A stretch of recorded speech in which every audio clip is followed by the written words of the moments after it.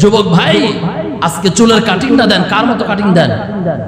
আপনি যায়া যেই বেঈমান আমার রাসূলকে নিয়ে গালি দেয়, যেই বেঈমান আল্লাহকে পর্যন্ত গালি দেয়, ওই বেঈমানের সংস্কৃতি, ওই বেঈমানের আদর্শ আপনি টাকা দিয়ে আমল করেন। টাকা দিয়ে, কথা বলেন ঠিক কিনা?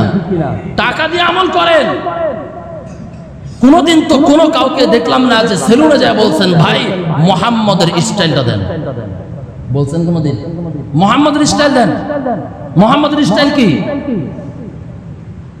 রাসূলুল্লাহ সাল্লাল্লাহু আলাইহি ওয়াসাল্লাম বাবরি চুল ছিল, সাহাবীরা টাক ছিল বা এক রকম চুল ছিল ছোট ছোট, এগুলো সবই সুন্নাত। আর আমি আপনি মনে হয় পাখির বাসা হয়েছে মাথাতে, ঠিক না? পাখির বাসা, পাখির বাসা বুঝেন? এই পুরো জায়গাটা চান্দু, মাঝখানে চুলের গাঁটটি আছে না নাই? পুরা পাখির বাসা, ঠিক না? বলেন, আপনি ভাবেন না কার আদর্শ আপনি মানলেন? আপনি ছবি দেখে বলেন ওই স্টাইলটা দেন আমাকে, বলে কি বলে না? আরে সেলুনের ছবিগুলো কিসের জন্য দিছে? এটার জন্যই তো।